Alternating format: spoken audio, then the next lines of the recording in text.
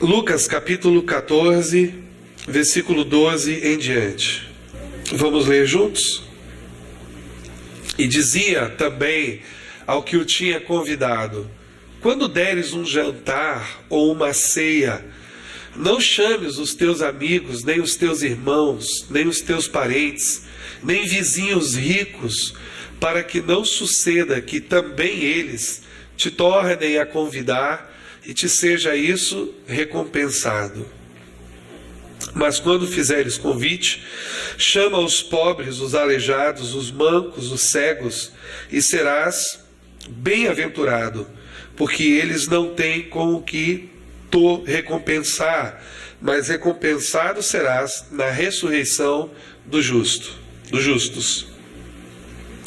E ouvindo isso, um dos que estavam à mesa, com ele à mesa, disse-lhe: bem-aventurado que come pão no reino de Deus.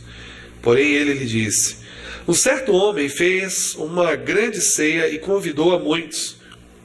E à hora da ceia mandou o seu servo dizer aos convidados: vinde, que já está tudo preparado. E todos a uma começaram a excusar-se ou a desculpar-se, dizendo-lhe o primeiro: comprei um campo e preciso ir vê-lo. Rogo-te que me haja por desculpado ou excusado. E outro disse: comprei 5 juntas de bois e vou experimentá-los. Rogo-te que me hajas por escusado. E outro disse: casei e, portanto, não posso ir. E voltando aquele servo, anunciou essas coisas ao seu senhor. Então o pai de família, indignado, disse ao seu servo: saí depressa pelas ruas e bairros da cidade e traze aqui os pobres, os aleijados, os mancos e os cegos. E disse o servo: Senhor, feito está como mandaste, e ainda há lugar. E disse o Senhor ao servo: saí pelos caminhos e atalhos e força-os a entrar, para que a minha casa se encha. Porque eu vos digo que nenhum daqueles varões que foram convidados provará a minha ceia. Ora, ia com ele uma grande multidão, e voltando-se disse-lhe: se alguém vier a mim e não aborrecer a seu pai, a mãe e mulher, e filhos, e irmãos, e irmãs, e ainda também a sua própria vida, não pode ser meu discípulo. E qualquer que não levar a sua cruz e não vier após mim, não pode ser meu discípulo. Amém? Vamos orar. Queria convidar você a orar ao Senhor, fazer essa reflexão. Nós vamos orar. Feche teus olhos. Olhe para dentro de você, olha para a sua alma, em nome de Jesus. Olha para o seu coração nessa noite. Eu acredito que a igreja ela tem esse aspecto de levar a gente a refletir sobre aquilo que Deus vê em nós, dentro de nós. E nós precisamos olhar como Deus para o nosso coração nessa noite e colocar e abrir o nosso coração diante do Senhor. Então faça isso, ore ao Senhor com sinceridade, ora com alegria, ora com fé nessa noite. Pai querido, muito obrigado pela Tua palavra. Obrigado porque através dela o Senhor nos alimenta, nos sustenta, nos fortalece, nos corrige, nos tira do caminho errado. Tua palavra nessa noite é como um guia, é como uma bússola para nós. Leva a Tua igreja, Senhor, a pensar, a refletir na Tua palavra, naquilo que o Senhor está falando para nós essa noite. Nós queremos ter um encontro com o Senhor. Queremos que haja essa colisão nessa noite. Que a nossa vida possa se colidir com a Tua vida. E aquilo que for quebrado, seja, ó Pai, quebrado para a Tua glória. E aquilo que permanecer, Senhor Deus, permaneça em nós para a Tua glória, de maneira que quando nós nos colidimos com o Senhor, nós somos sempre salvos, restaurados, abençoados, porque quando colidimos com o Senhor nos abraça, nos protege, nos envolve com o Teu grande e imenso amor, em nome de Jesus. Amém. Amém. Qual a relevância desta igreja para esse lugar? É a pergunta que eu queria fazer nessa noite. Qual a importância, a nossa importância nesse bairro, nessa cidade, aqui nesse lugar? Eu pergunto porque se deixássemos esse bairro, se deixássemos essa localidade, alguém sentiria a nossa falta? Alguém sentiria a ausência da igreja? Eu quero fazer uma outra pergunta também. Eu creio que nós estamos vivendo um dos momentos mais críticos da nossa história como igreja. Existiram períodos muito ruins na história da igreja, períodos muito difíceis, onde a igreja perdeu totalmente o foco daquilo que era a visão, a direção, a vontade de Deus para a igreja. Antes de continuar, eu gostaria de dizer para você que eu não sou um crítico da igreja. Aliás, eu não gosto nem de ouvir as pessoas falando mal da igreja, porque quando eu critico a igreja, eu critico a mim mesmo, porque nós somos um corpo, amém? A igreja é um corpo, nós somos um corpo. A igreja hoje é um corpo bem complicado. Mas hoje à noite eu queria trazer uma palavra que, na minha visão, é um desafio para nós como igreja. Eu acredito que nós estamos tão distantes da igreja bíblica, da igreja primitiva, como o sol está distante da terra. Eu acredito que as prioridades da igreja não mudaram. Eu acredito que o propósito da igreja, a relevância da igreja não mudou. Eu acredito que a igreja ela é necessária a esse mundo perdido, caído. O próprio Jesus disse que nós somos como um farol. Ele disse que nós somos a luz, ele disse que nós somos o sal. Mas ele diz também que se o sal não salgar e se a luz não brilhar, tudo está perdido. Quando nós pensamos hoje na igreja, ou o mundo pensa na igreja, as brincadeiras, as piadas, tudo leva a crer que a igreja ela perdeu o seu patrimônio mais importante, que é a credibilidade, porque ela perdeu o seu valor maior, a sua essência.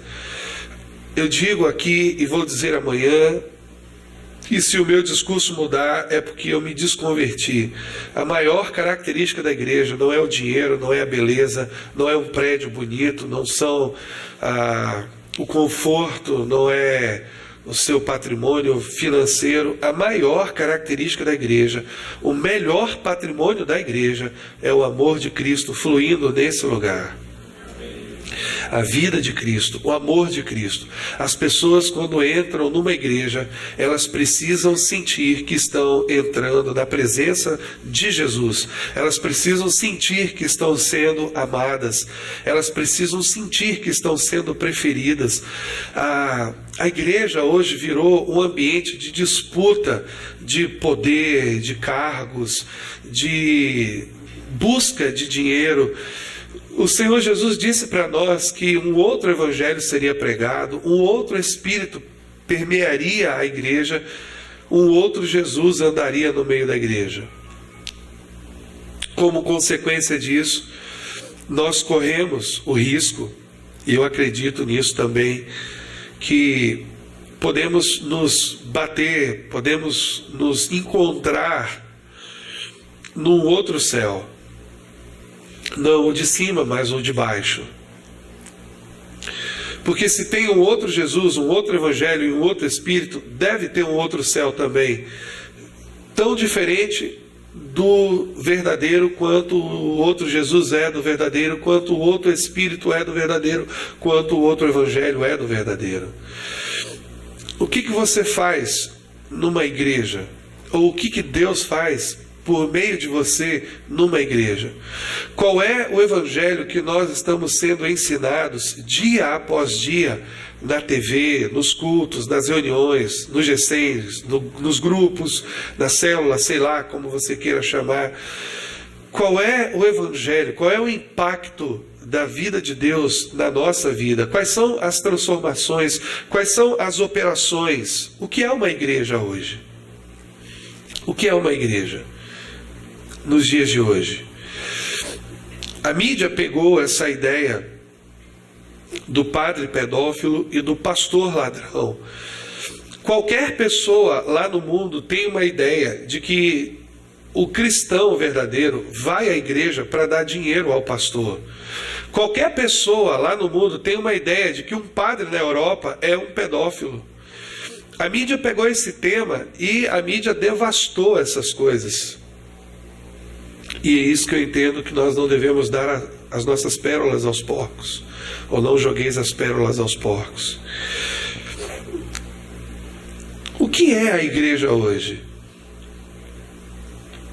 O que é a igreja? O que nós estamos fazendo aqui nesse lugar, nessa cidade, na Bahia? Qual é o impacto da nossa igreja, da nossa vida, na vida das pessoas aqui fora? Eu gostaria de pontuar algumas coisas que eu considero muito importantes para que Deus possa operar através de nós nesse lugar. Eu acredito seriamente no que eu vou falar para os irmãos nessa noite, e eu acredito que nós precisamos, como a igreja de Apocalipse, como a igreja de Éfeso em Apocalipse, voltar, retornar ao primeiro amor, retornar para as veredas antigas, retornar para os primórdios da nossa própria fé. A igreja hoje, ela não passa de uma empresa religiosa.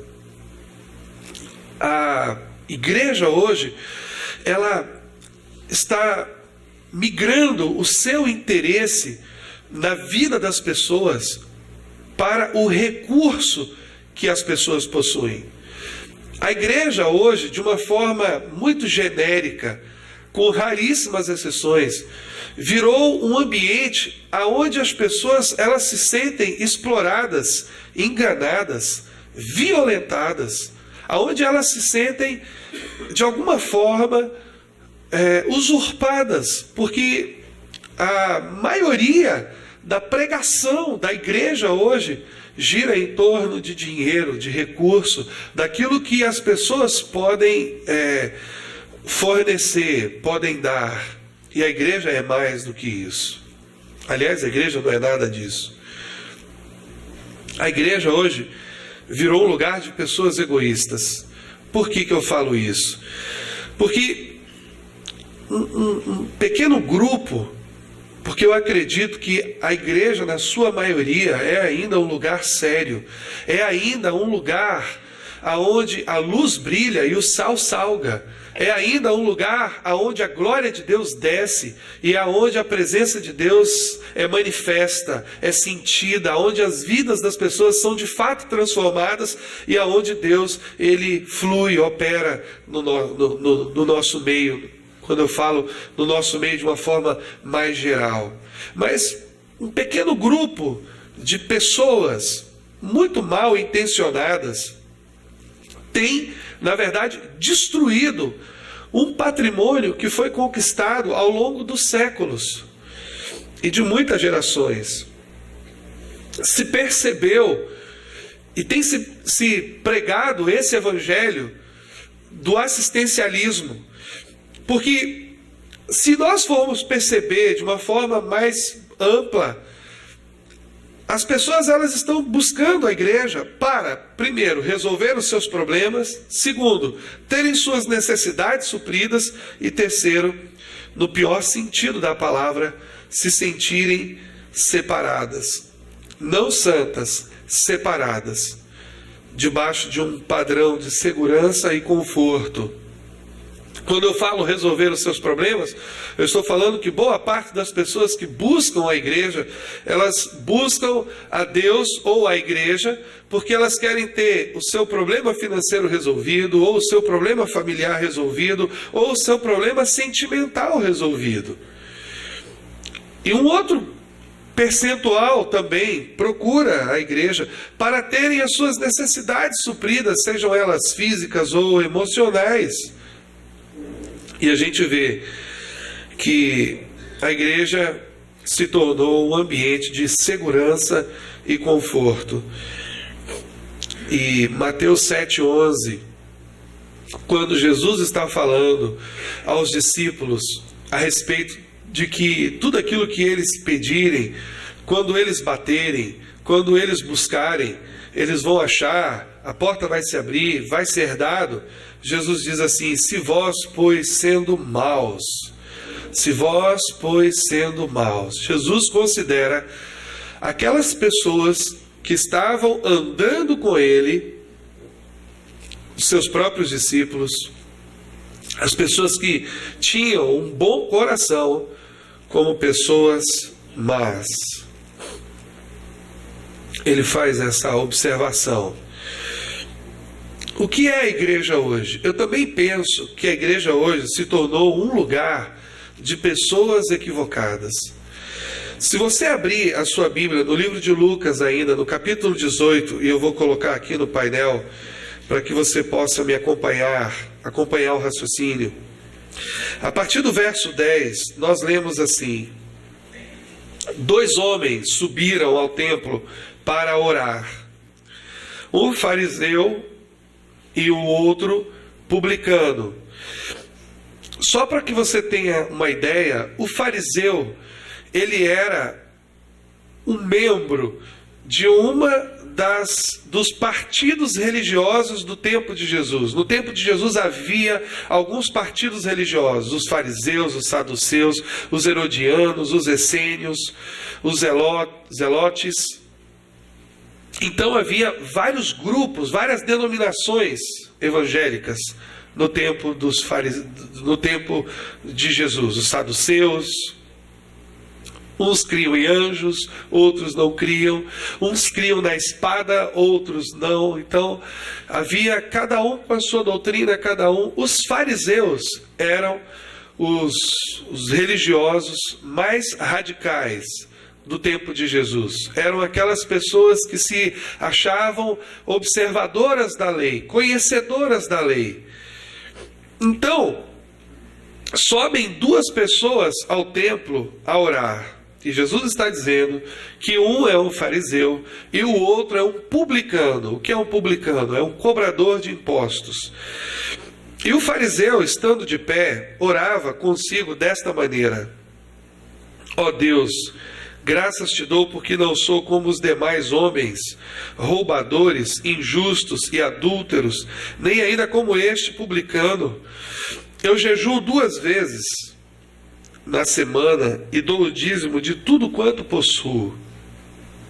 O publicano, porém, estando em pé, de longe, nem ainda queria levantar os olhos ao céu, mas batia no peito, dizendo: ó Deus, tem misericórdia de mim, que sou pecador.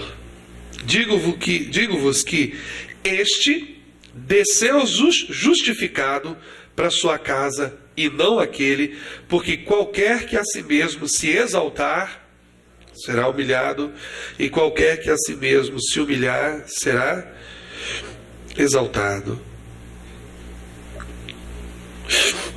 É interessante a gente pensar que quando nós colocamos esse texto dentro do contexto da igreja, nós hoje, como evangélicos no Brasil, nos identificamos mais com o fariseu ou com o publicano? Quando nós olhamos para a igreja da TV, nós nos identificamos mais com o fariseu. Porque a oração do fariseu é esta: Senhor, obrigado porque eu não sou um homossexual. Senhor, obrigado porque eu não sou uma prostituta. Senhor, obrigado porque eu não sou como estes pecadores aí. Senhor, obrigado porque eu não sou um roubador, eu não sou um corrupto, eu dou o dízimo de tudo. Aliás, Deus, o Senhor precisa de mim. Talvez foi essa a oração do fariseu. E o publicano, de pé, de longe, ele ainda nem olhava ao céu, mas ele batia no peito e ele dizia: Senhor, tem misericórdia de mim, que sou um pecador.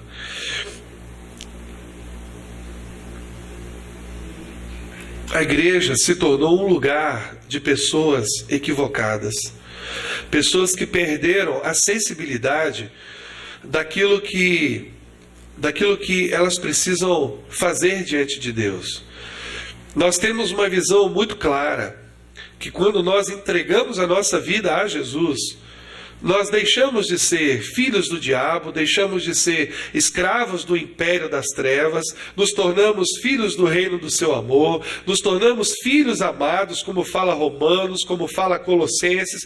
Nós sabemos que a nossa nova identidade em Cristo, nós sabemos do que somos em Cristo. Somos adotados, somos filhos, mas às vezes nós não estamos agindo como filhos. E Jesus disse aos